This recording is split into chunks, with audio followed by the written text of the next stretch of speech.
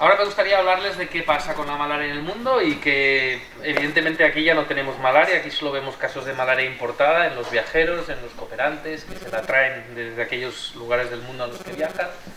Y seguimos teniendo unos cuantos casos de estos importados, pero no tenemos transmisión autóctona en España. Pero por desgracia en el mundo tenemos todavía mucha malaria y me gustaría hacerles un intento de resumen a grandes trazos de qué va esta enfermedad, qué está pasando, cuán importante sigue siendo, para que si puedo transmitir un mensaje hoy es que no es una enfermedad del pasado, que no es una enfermedad olvidada, que es una enfermedad por desgracia todavía muy vigente, y que hoy es el Día Mundial de la Malaria, pero todos los días debería ser el Día Mundial de la Malaria, porque la enfermedad por desgracia se lo merece. Bueno, lo hemos explicado antes, hay 3 actores necesarios para que se pueda transmitir la malaria. Necesitamos el vector, el conductor, el taxi, el que lleva al parásito de un humano al siguiente, y en este caso son las mosquitos femeninas anófeles. Los machos no transmiten la malaria, pero las féminas sí que lo transmiten. Necesitamos el huésped humano. Existen muchísimas malarias animales, pero las malarias animales, con una única excepción de una malaria muy concreta que se transmite en una zona muy específica del mundo, en Malasia, las malarias animales no se mezclan con las malarias humanas. Y eso tiene su repercusión y su impacto, porque es más difícil controlar una enfermedad que tiene un reservorio en los animales que si no la tiene, ¿no? Y por suerte, y para la malaria, las malarias humanas solo son humanas. Y luego el parásito, que podemos ver en alguna imagen aquí en el interior de las células rojas. Estas pelotas aquí son las normales, son células rojas normales, y las que están deformadas son las que tienen el parásito en su interior. Y el parásito necesita estar en el interior de la célula roja de la sangre para empezar a causar los síntomas. Y estas 2 imágenes, que están hechas en el hospital de Manisa, en Mozambique, en el lugar donde he trabajado durante los últimos casi 20 años de mi vida, ejemplarizan las 2 poblaciones vulnerables a la malaria hoy en día. Todo el mundo es vulnerable a la malaria, lógicamente, todo el mundo puede infectarse de la malaria, pero en las zonas donde la transmisión es muy frecuente, los 2 grandes grupos vulnerables son los niños pequeños y las mujeres embarazadas.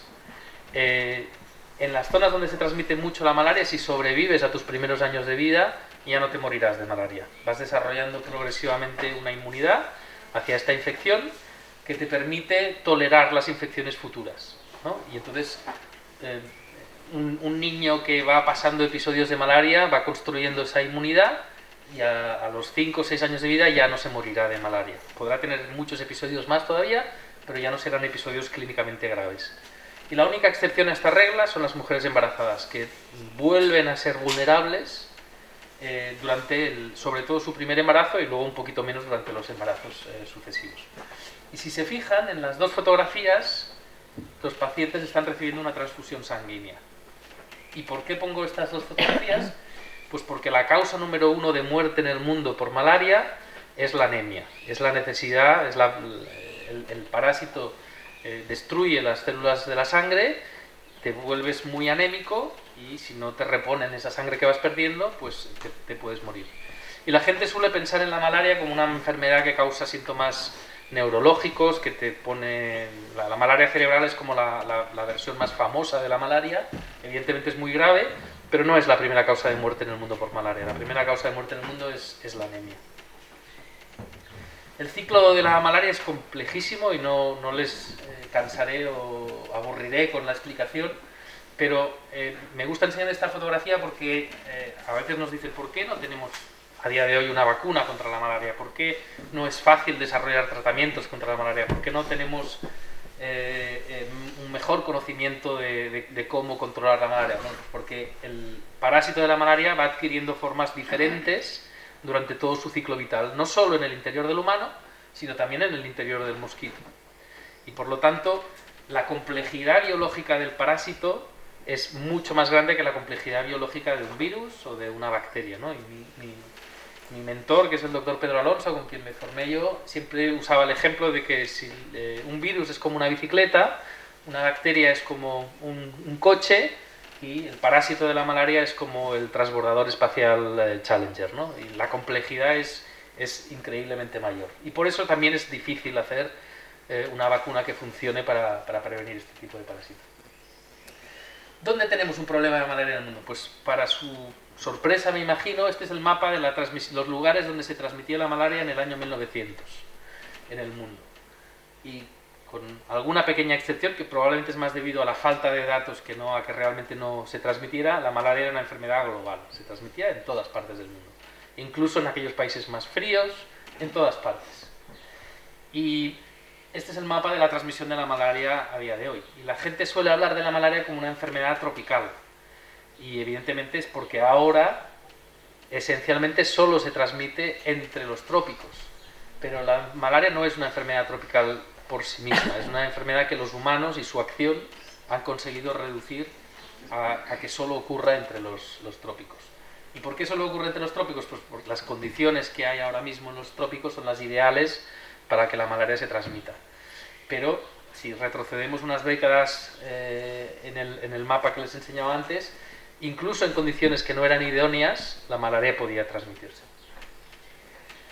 Esto es un cartograma, que es un mapa deformado en relación a lo que alguien quiera mirar o ilustrar en el mapa, ¿no? Y lo que nos ilustra aquí es la prevalencia del Plasmodium falciparum, que es la especie de malaria más mortífera, la que causa un 99% de todas las muertes, dependiendo de la zona geográfica. Y como ustedes ven, el problema esencialmente es un problema en África y en el sudeste asiático, con poquita malaria en cualquier otro sitio del mundo. Aunque hay malaria en algunos otros sitios todavía, en las Américas, en el Pacífico, los dos grandes lugares de problemáticos son África con gran diferencia y el subcontinente indio.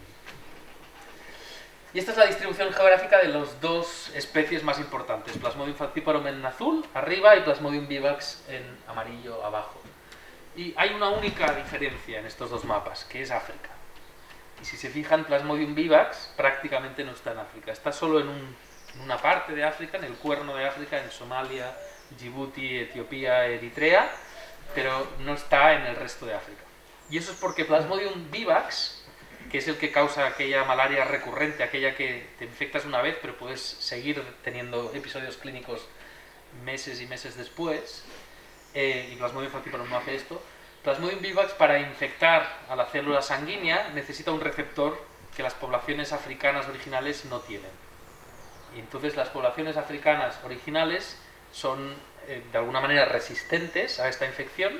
Esto no quiere decir que si yo viajo a África no pueda infectarme de esa especie, porque yo sí que tengo ese receptor en la membrana de mis células sanguíneas, pero eso de alguna manera ha protegido a las poblaciones africanas de esta especie, que es una especie más benigna que la otra, que no causa prácticamente enfermedad grave ni muerte, pero que es una de las especies más extendidas alrededor del mundo. Y entonces ustedes se preguntarán por qué en el cuerno de África sí que hay esa población. Es porque la constitución genética de las poblaciones de ese cuerno de África es una mezcla entre África y Asia. Hubo grandes migraciones de poblaciones asiáticas que llegaron al cuerno de África y por lo tanto muchos de ellos sí que tienen ese receptor y sí que pueden infectarse por Plasmodium vivax.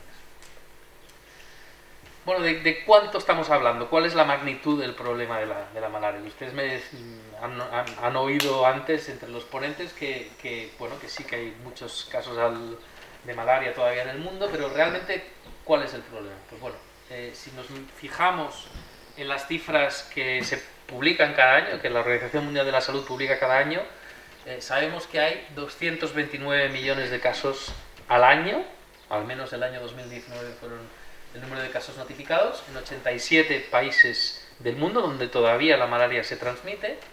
Cuando yo empecé a trabajar hablábamos de 120 países donde la malaria se transmitía, o sea que hemos ciertamente mejorado en las cifras. Y la gran mayoría de estos casos ocurren en el continente africano. Y perdonen porque no se ve muy bien, pero en 20 países se concentran el 85% de todos los casos de malaria en el mundo. Y estos 20 países, 19 de ellos están en África y uno es la India. O sea que si fuéramos capaces de específicamente impactar en los números de malaria en estos 20 países, pues la historia de la malaria sería muy diferente y tendríamos un problema mucho menor.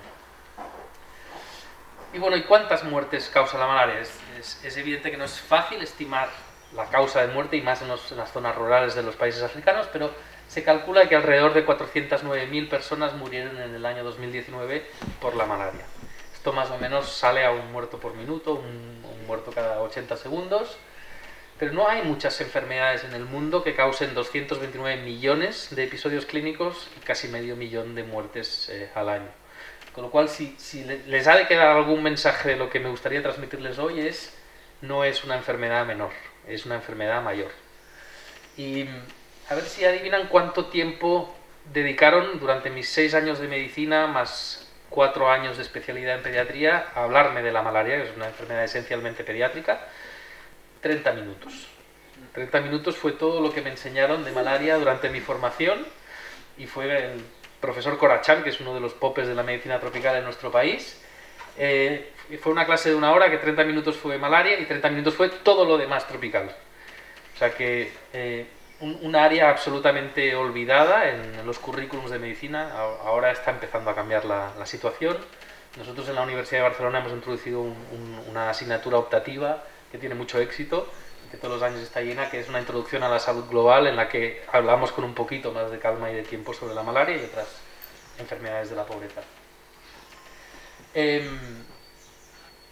Bueno, la gran mayoría, más de 9 de cada 10 muertes por malaria en el mundo ocurren en África, y tan solo en 5 países se concentran más del 50% de todas las muertes por malaria. Y en 2 países, Nigeria y República Democrática del Congo, tenemos casi un 40% de todas las muertes por malaria en el mundo.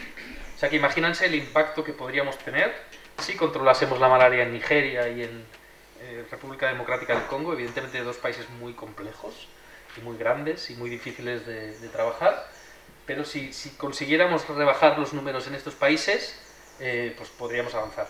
Y esto es un poco la estrategia que la Organización Mundial de la Salud está siguiendo ahora, una estrategia que se llama alta carga, alto impacto, en la que se están enfocando en 11 países, 10 países africanos y la India, y hay un gran esfuerzo por reducir los números de malaria específicamente en esos 11 países. Y bueno, como he dicho antes, un problema fundamentalmente pediátrico. 2 de cada 3 muertes en el mundo por malaria son niños menores de 5 años, africanos, y por lo tanto es muy difícil, si uno es pediatra, no interesarse por este problema, que es un problema fundamentalmente de niños. Pero bueno, mi mensaje hoy debería también ser un mensaje de cierto optimismo. Están las cosas mucho mejor de lo que estaban hace unos años. Cuando yo empecé a trabajar en malaria, comenzábamos nuestros artículos científicos diciendo que cada año la malaria mataba entre 1 y 3 millones de personas al año. Y ahora pues estamos hablando de unas cifras de 400.000, que evidentemente son horrorosas todavía, pero no es lo mismo que lo que teníamos. Y en los primeros 15 años del milenio, o de este siglo, se ha producido una reducción de un 60% de la mortalidad por malaria, una reducción de casi un 40% de los nuevos casos de malaria, de la incidencia de malaria en el mundo. Íbamos a una velocidad de crucero buenísima, que lo que planteó por primera vez es, bueno, a lo mejor es un buen momento para volver a plantear el objetivo ambicioso de erradicar la malaria. Ustedes saben que la palabra erradicación implica la desaparición del genoma de la malaria de la faz de la Tierra, y la palabra eliminación se refiere a la desaparición de la transmisión o la interrupción de la transmisión en una determinada zona geográfica. Y bueno, se decidió en su momento ser valientes e intentar volver a hablar de la eliminación, y ahora les hablaré un poquito más en detalle de esto. Esta es la típica gráfica de Queso, que dice que desglosa las causas de muerte en el mundo, en todo el mundo. Aquí todos los niños del mundo, aquellas muertes que se producen en menores de 5 años de edad, a causa de qué son. Y la malaria, no lo veo muy bien aquí porque estoy lejos, pero causa alrededor de un 5% a nivel global. Si hiciéramos este mismo gráfico para África, sería más cerca de un 20%. O sea que no es un problema menor. Es 1 de cada 20 muertes pediátricas en el mundo, pues tiene que ver con esta enfermedad. Y me gusta mucho enseñar este dibujo, que es de un malariólogo americano que se llama Joel Breman, que no es más que la africanización de la metáfora del iceberg. Ustedes cuando miran un iceberg, evidentemente solo ven la punta, pero la gran parte es la que está sumergida.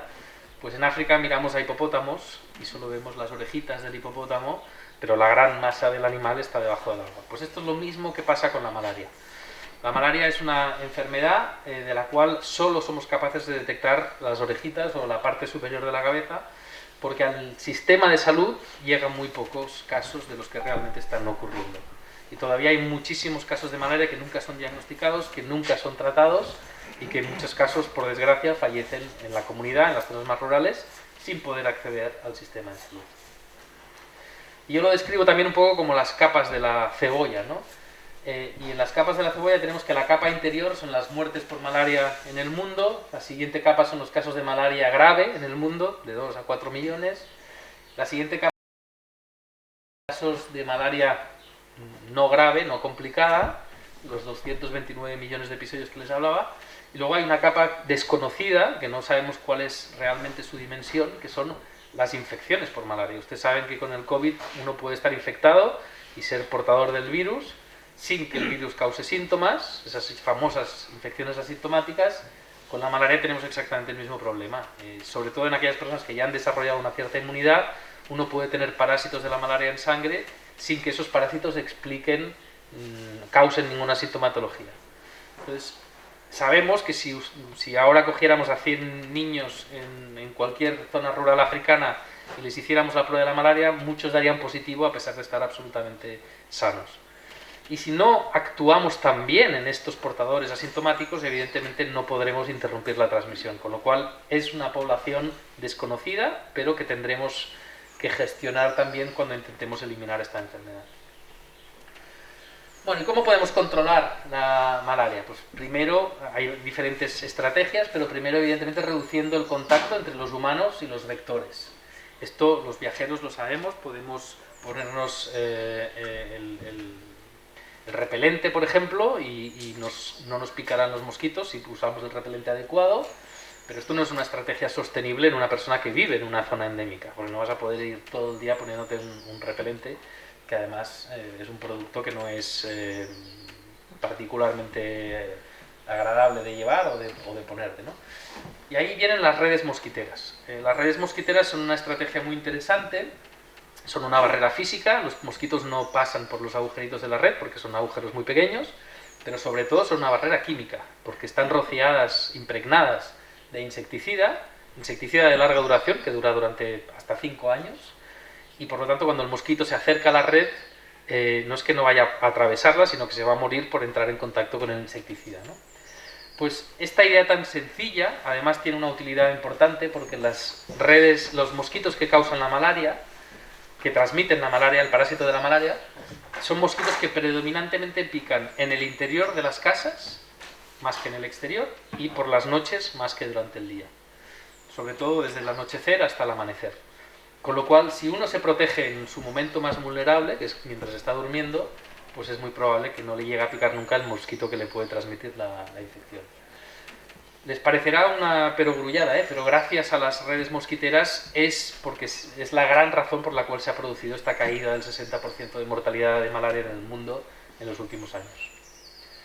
Luego tenemos otra opción, que es decir, bueno, más que evitar que el mosquito me pique, ¿por qué no vamos a intentar matar al mosquito directamente, ¿no? Y ahí es la utilización de insecticidas de larga duración, de depósito, que se puede impregnar las paredes de una casa, y ese insecticida tendrá un efecto de unos cuantos meses que mantendrá la casa relativamente vacía de mosquitos. Ese es otro método que llamamos el rociamiento intradomiciliario con insecticidas de depósito. Y por fin tenemos los fármacos y las vacunas. Y aquí tenemos estrategias de prevención. Las vacunas son para prevenir que uno no se infecte o que no se enferme de una enfermedad. Pero los fármacos pueden ser para tratar. Si uno ya se ha puesto enfermo con malaria, pues tenemos que darle un tratamiento para curarle esa infección, o para prevenir. Igual que cualquiera de ustedes haría si se va de viaje a una zona endémica, le recetarán una profilaxis antimalárica que tiene que tomarse unos días antes, durante el viaje y un poquito de tiempo después. Los fármacos, por lo tanto, tienen ese doble papel de prevención y también de tratamiento. ¿Cómo estamos a día de hoy? Bueno, pues enormes progresos en los últimos 20 años. Redes mosquiteras. A principio del siglo, apenas un 2% de la población africana dormía bajo una red mosquitera, y ahora estamos cerca de que 2 de cada 3 personas en zonas endémicas duerman en una red mosquitera. El esfuerzo de distribución de redes es masivo, se distribuyen cientos de millones de redes de forma anual en los países de África subsahariana. Lo mismo con el rociamiento intradomiciliario. Más de 100 millones de personas se han protegido a través de esta estrategia. Y lo mismo con los fármacos. Y aquí solo les pongo cifras de los fármacos utilizados para el tratamiento, aunque también hay estrategias de prevención a nivel masivo comunitario, pero millones de dosis de antimaláricos que se han distribuido, sobre todo de la familia de los derivados de las artemisininas, que son los fármacos actualmente más eficaces para el tratamiento de la malaria. Y también les pongo los test diagnósticos rápidos, que han sido la gran revolución del diagnóstico de esta enfermedad. Antes, para diagnosticar la malaria necesitabas un microscopio, sacarle una muestra de sangre, mirarla, teñirla de una manera específica y mirarla bajo el microscopio por alguien que supiera interpretar lo que estaba viendo. Y evidentemente para eso necesitas un laboratorio, una infraestructura, energía, etc. Ahora tenemos unos test rápidos, que son unos plastiquitos pequeños, parecido al concepto del test del embarazo rápido, pero que se pone una gotita de sangre, y ustedes ahora ya los conocen a los test rápidos porque tenemos los test antigénicos de COVID que siguen un principio muy parecido, y en cuestión de 10 minutos tienes un diagnóstico preciso de si la persona está infectada o no está infectada. Esto ha sido la gran revolución del diagnóstico de la malaria, y esto nos ha permitido ser mucho más precisos a la hora de cuantificar la carga real de enfermedad en el mundo, y sobre todo a la hora de dar tratamiento adecuado a aquellas personas que lo necesitaban realmente. Enormes progresos también en la innovación. Hemos pasado de tener unas redes mosquiteras que ni siquiera estaban impregnadas de insecticida y que se rompían a los 6 meses de usarse y que debían reciclarse de forma periódica, a tener unas redes de gran robustez que aguantan muy bien, puedes tenerlas durante 5 años, se mantienen activa, el insecticida que las impregna se mantiene activo durante estos 5 años. Empezamos a tener alternativas a los insecticidas que existen, es un campo en el que no ha habido mucho progreso, pero entre la salud pública y la agricultura se han desarrollado insecticidas nuevos con diferentes maneras de actuar, y eso es importante porque los mosquitos desarrollan resistencia frente a los insecticidas, con lo cual quedarnos sin insecticidas sería un problema importantísimo. Tenemos nuevos fármacos, hemos reemplazado por fin a la quinina como el fármaco de elección de tratamiento de la malaria grave, con el artesunato, que es un fármaco de funcionamiento diferente, mucho más rápido a la hora de actuar, y que en estudios comparativos ha disminuido la mortalidad en un 30%, lo cual no es nada banal. Tenemos nuevos fármacos orales, estamos claramente en una situación mejor de la que estábamos hace unos años. Pero evidentemente no es fácil el camino y hay muchos desafíos en este camino. El primero es los desafíos en la financiación. Recordemos que la malaria es una enfermedad de la pobreza, que la hemos convertido en una enfermedad de la pobreza porque ahora ya no se transmite en la mayoría de los países donde antes sí se transmitía, y para controlar de manera adecuada y eventualmente erradicar la malaria del mundo se calcula que necesitaríamos cerca de 8.000 millones de dólares anuales desde ahora al 2030, los próximos 10 años. Y actualmente lo que se está gastando a nivel global es más cercano a 3.500, 3.200 millones de dólares anuales, que es mucho dinero, pero evidentemente no es suficiente para conseguir lo que queremos conseguir. Además, recuerden que es una enfermedad en la que no es fácil que se involucren países ricos para luchar contra una enfermedad que ellos no tienen en sus fronteras. Tenemos desafíos en la cobertura. Ya lo he dicho antes, muchos de los enfermos de malaria, sobre todo de los niños, no llegan a acceder nunca al sistema de salud, no son diagnosticados, no son tratados y mueren en sus casas. Y todavía tenemos espacio. Hemos dicho que hemos mejorado mucho con la cobertura de redes mosquiteras, pero 1 de cada 3 casas sigue sin tener una red mosquitera bajo la cual pueden dormir los habitantes. Y luego, y de forma muy importante, tenemos los desafíos biológicos. Y la malaria es una enfermedad muy lista, por desgracia, El parásito ha sido capaz de desarrollar resistencias a todos los antimaláricos a los que le hemos enfrentado. El desarrollo de la resistencia a la cloroquina, por ejemplo, fue muy rápido y se expandió desde el sudeste asiático a prácticamente todo el mundo, y ahora nos quedan una única familia de antimaláricos que sigue funcionando muy bien, sobre todo para Plasmodium falciparum, que es el más grave de todas las especies. Tenemos resistencias a los insecticidas, otro gran problema, y además un problema más olvidado, en el que se está trabajando menos, por desgracia. Y últimamente y recientemente, una cosa que me llamó mucho la atención a mí es que tenemos resistencia a los test diagnósticos. ¿Y esto qué quiere decir? Bueno, pues que el parásito ha dejado de expresar el gen que produce la proteína que detecta el test rápido. Con lo cual, el parásito, como mecanismo de evasión a que tú lo detectes y lo trates, ha encontrado una manera de ser invisible a los test diagnósticos que utilizamos actualmente. Por suerte existen otros, no todos los test se basan en la misma proteína, pero nuestra mejor herramienta diagnóstica rápida en algunos países está empezando a fallar, y es algo que tendremos que tener en cuenta. Este es el mapa de la resistencia a los insecticidas por parte de los mosquitos vectores. Muchos puntitos rojos en todo el mundo, lo cual es simplemente para que se den cuenta de que no es un problema menor. Tenemos resistencia a la gran mayoría de los insecticidas que existen. Este es el mapa del desarrollo de las resistencias, y de forma muy preocupante ha emergido una resistencia a los derivados de las artemisininas, que de momento no es una resistencia total, simplemente que tardan más días en hacer efecto de lo que tardaban hace unos años, pero que va de camino a convertirse en un problema importante de salud pública.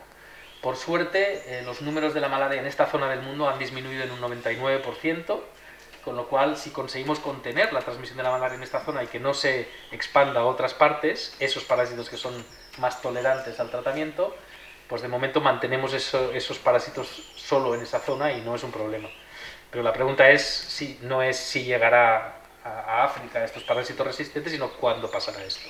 Y esperemos que tarde mucho en pasar. Y esto es la resistencia a la proteína HRP2 de los test diagnósticos rápidos, y como otro gran problema biológico que nos ha pillado desprevenidos y para la cual no teníamos necesariamente una respuesta preparada. Bueno, y por último, déjenme hablarles un poquito de lo que los ingleses llaman la palabra que empieza por E. Es una palabra tabú. En los años 50 del siglo pasado se hizo una gran campaña de intentar erradicar la malaria del mundo, que muchos consideran un fracaso, porque evidentemente no conseguimos erradicar la malaria del mundo. Yo lo considero un éxito parcial, porque conseguimos eliminarla de muchas zonas del mundo, incluido España. Pero durante este semifracaso o este éxito parcial hizo que durante muchos años la palabra erradicación fuera una palabra tabú, que estuviera prohibida, que no se utilizase, porque la comunidad de salud pública se avergonzaba del intento fallido de erradicar esta enfermedad. Y ustedes podrán ver que durante los primeros años de esta primera campaña de erradicación mundial, entre los años 50 y los años 60, se consiguió de forma exitosa eliminar la malaria en unos cuantos países del mundo, pero a partir del año, no veo bien aquí entre el año 1987 y el año 2007 hubo 0 países que avanzaron en eliminar la malaria entre sus fronteras. Y evidentemente esto era un problema importante. Pero en el año 2007, estos dos señores de aquí, que últimamente además están siendo víctimas del escarnio de algunos negacionistas,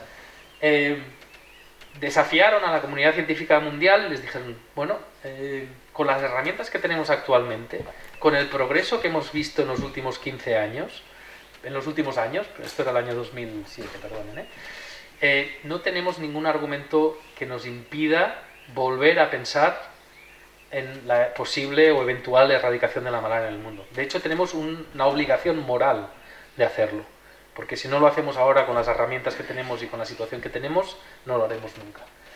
Y nos desafiaron a todos los científicos que trabajamos en la malaria a decir, creámonoslo, creamos que somos capaces de hacerlo. Y eso fue un cambio de paradigma, y volvimos a pensar en la posible erradicación de la malaria y empezamos a trabajar con un mensaje muy claro en la cabeza, que es: cuando uno se relaja, y cuando uno relaja los esfuerzos, cuando la transmisión es muy baja, si no haces el trabajo hasta el final, la malaria siempre vuelve, y siempre vuelve con una venganza, siempre vuelve de forma terrible. Y estos gráficos lo que ilustran es qué pasó en aquellos años grises, en los que les mencionaba, donde no hubo progreso en la eliminación. En el momento que dejabas de apretar el acelerador hacia la erradicación, en aquellos países donde tenías muy poquitos casos y por lo tanto ya no se convertía, ya no era un problema de salud pública, pues si te relajabas, la malaria volvía. Y volvía igual de mal, a niveles igual de malos que antes de empezar los esfuerzos. Y ese era el mensaje que teníamos que tener siempre en la cabeza, que o hacíamos el trabajo hasta el final o pagaríamos las consecuencias. Y bueno, la llamada a la atención del matrimonio Gates tuvo su efecto y empezamos a trabajar. Es evidente que no es lo mismo lo que haces en un país que tiene 100 casos anuales de malaria que en otro país que tiene millones de casos anuales de malaria, pero lo que se empezó a trabajar es en una estrategia que facilitara que aquellos países que estaban muy cercanos a la eliminación consiguieran certificar que habían interrumpido la transmisión. Y empezó a haber progresos. De hecho, en las últimas 2 décadas ha habido 11 países en el mundo que han certificado la eliminación.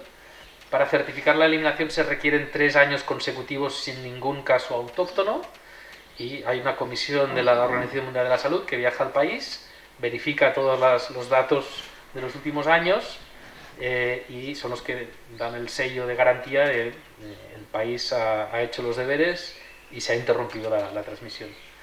Y esto no es fácil, no es un proceso fácil, no se lo toma nadie a la ligera, pero hemos podido progresar. El último país que ha celebrado la eliminación de la malaria ha sido El Salvador, en Mesoamérica, el primer país de la zona que lo ha conseguido, y el país que en los años 60 era el que tenía peores índices de transmisión en la zona. Y bueno, hay una estrategia de erradicación de la malaria que era mucho más ambiciosa en el 2007 cuando se lanzó, en aquellos momentos en los que estábamos con mejores indicadores del descenso rápido, y que ahora ha sido templada un poquito porque las cifras ahora están peor de lo que estaban hace unos años, pero con unos objetivos muy claros, y que para el año 25 tenemos que tener erradicada la malaria de unos cuantos países más. Y hay muchos países que están en la lista de espera, que llevan más de 2 años sin certificar ningún caso local y que esperamos que se pueda confirmar. Este es el mapa, pero quizá destacar un país como China, el país más poblado del mundo, que lleva 3 años sin ningún caso autóctono, pero certificar que esto es cierto no es una cosa que se puede hacer en unos días en un país tan gigante como la China. Y ahora mismo, el día en el que la China certifique la interrupción de la transmisión, yo creo que será uno de los grandes triunfos de la lucha contra la malaria en el mundo. Bueno, siempre queda bien poner una cita de Nelson Mandela, que sirve para cualquier tema, pero específicamente para el tema de la erradicación de la malaria siempre parece imposible hasta que se consigue. Con lo cual, a pesar de que estamos en una situación más compleja ahora de la que estábamos hace unos años, hay espacio para el optimismo y creemos que podemos seguir avanzando. Y déjenme acabar con tres conceptos relacionados con la vacuna de la malaria, sobre todo porque es un tema en el que hemos trabajado nosotros, en el que hemos participado en el desarrollo clínico de una vacuna, y esa vacuna se llama RTSS, es la vacuna más avanzada para el control de la malaria, y no les sorprenderá ver que a finales de los años 70 empezó a diseñarse este concepto de la vacuna, basada en una proteína que el parásito expresa justo cuando entra en el cuerpo, al principio de todo. En los años 80 finales se diseña el prototipo de esta vacuna y se empieza a testar en voluntarios sanos. Los voluntarios sanos se les vacuna y se les expone a la picadura de un mosquito infectado con una especie que responde muy bien al tratamiento, que no es resistente. Antes se hacía poniendo una caja de cristal, un bote de cristal con 50 o 100 mosquitos infectados durante 5 minutos en el brazo del pobre voluntario, que evidentemente recibía unas cuantas picaduras y claro, se infectaba seguro. Se prueba esta vacuna con este método, se obtiene una eficacia muy mala, muy bajita, de 25%, si no me equivoco, en 20 individuos vacunados. En cualquier desarrollo clínico de una vacuna, si obtienes estos resultados, matas el producto, no avanzas más. En la malaria, que siempre ha sido una enfermedad diferente, se continúa el desarrollo y se prueba por primera vez en población endémica, en población que vive en zona donde la malaria se transmite. Se hace un estudio en adultos de Gambia, en África. Se obtiene una eficacia de un 34%, tampoco es una eficacia para tirar cohetes, pero sobre todo lo que preocupa es que entre estos 250 voluntarios la duración de la protección es muy cortita. Aquí estamos hablando que las vacunas de la COVID ya sabemos que protegen por lo menos durante 6 meses, pero aquí en 15 semanas se para esta protección, o se acaba esta protección, con lo cual otra mala noticia en el desarrollo de esta vacuna, que no impide, sin embargo, que se pruebe en la población realmente diana de esta vacuna, que son los niños. Los niños son los grandes vulnerables a la enfermedad y por lo tanto hay que demostrar si esta vacuna podría o no proteger de forma mejor a los niños que a los adultos. Y aquí es donde entramos a jugar un papel nosotros, en Mozambique, y testamos esta vacuna en niños de 1 a 4 años de edad, un proyecto con casi 2.000 niños, un ensayo clínico con casi 2.000 niños, en el que encontramos una eficacia más cercana al 50%, sobre todo contra la enfermedad grave, y estos números ya nos empiezan a gustar un poco más. Estos son números que evidentemente no son comparables a lo que estamos hablando hoy en día del 95% de las vacunas de COVID, pero una vacuna que disminuyera el riesgo de enfermar gravemente de malaria en un 50% para una enfermedad que mata a tantos cientos de miles de personas al año, pues ya sería un gran avance. Y esta es la primera buena noticia en todo el proyecto de desarrollo clínico de esta vacuna y que nos empuja a que esta vacuna, a seguir desarrollando esta vacuna. Estas son algunas fotos del ensayo clínico en Mañisa, en Mozambique, donde estuve yo viviendo unos cuantos años. Vacunábamos a más de 100 niños al día. Les teníamos que seguir en la primera hora después de la vacuna para ver que no había ningún efecto adverso inmediato. Aquí no se ve muy bien, pero debajo de la carpa estoy yo con mi bata, que era el responsable de la seguridad de todos estos niños. Y luego tenía que ir a sus casas para garantizar que si había algún efecto adverso se solucionaba o describirlo y intentar entender cuál era el perfil de seguridad de esta vacuna. Aquí, si fijáis, hace unos cuantos años de esta foto, pues no tenía ni una cana todavía. Los resultados de este ensayo, que fueron bastante buenos, pero no comparables a los resultados que estamos habituados con vacunas que son altamente eficaces, dan pie a lo que se llama el ensayo de fase 3. Y ahora estarán todos ustedes familiarizados con lo que es un ensayo de fase 3. Son aquellos ensayos finales en los que quieres demostrar la eficacia en decenas de miles de voluntarios, y sobre todo lo que quieres es ver la seguridad de efectos adversos un poco más infrecuentes, que no detectarías en una población de 500 o de 1000 o de 2000 voluntarios, pero sí puedes detectar en una población de 15 o 20.000 voluntarios. Aquí fueron 7 países africanos que participaron en este estudio, incluido Mozambique también, y en el que se incluyeron a 16.000 niños. Y lo que pudimos ver, y les sonarán un poquito más estas gráficas, que son las que vemos también a diario con los ensayos clínicos de Pfizer y de Moderna y de Janssen, etcétera. Lo que pudimos ver es una diferencia muy clara y mantenida en el tiempo de la protección que confería la vacuna frente a la vacuna control. Aquí no sería un placebo, sino que sería una vacuna control que no tenía ningún impacto en la malaria, pero sí que protegía frente a otras enfermedades. Y vimos que reducía el riesgo de tener malaria en más de un 50%, y también el riesgo de tener malaria grave. Y eso fue la confirmación de que los resultados de nuestro estudio particular en Mozambique eran ciertos, que la vacuna protegía, que la protección era parcial, pero que el potencial impacto de esta protección parcial era importantísimo a la hora de añadir a esta herramienta como una futura herramienta de lucha contra la enfermedad. Y esta es la gráfica de los 35 años y continuando de desarrollo de esta vacuna, y en rojo, en pequeñito, si se fijan, es lo que se ha tardado en desarrollar las vacunas de la COVID. Y esto simplemente lo digo no porque... Bueno, lo digo por envidia, por un lado, porque evidentemente con la COVID hemos ido muy rápido, pero para demostrar que el desarrollo de cualquier vacuna es un proceso muy farragoso innecesariamente largo, y esto se ha demostrado con la COVID, y que bueno, hay mucho espacio de mejoría, ¿no? Y que las lecciones que sacamos del desarrollo de una vacuna contra el ébola en la crisis del ébola del 2014 o del desarrollo de las múltiples vacunas contra el COVID en este último año nos sugieren que ahora se podrían hacer las cosas de mejor manera, de forma más rápida, sin trabas necesariamente largas burocráticas como hasta ahora nos hemos tenido que enfrentar. ¿Y qué está pasando con esta vacuna que ha demostrado que funciona? Pues bueno, la Agencia Europea del Medicamento aprobó esta vacuna y la aprobó hace ya 6 años, pero lo que pidió es que como la eficacia era parcial, no total o no muy alta, que esta vacuna se pilotara a través del programa ampliado de vacunación, las vacunas que reciben los recién nacidos, en 3 países africanos, antes de llevarla a la totalidad de países donde la malaria es endémica. Y estas vacunaciones masivas, utilizando el programa ampliado de la vacunación, empezaron en Ghana, Malawi y Kenia, en abril del 2019, entre abril y septiembre del 2019, y este proceso piloto durará 3 años, pero a finales de este año ya tendremos los primeros datos del presumible impacto en términos de salud pública que esta estrategia ha llevado.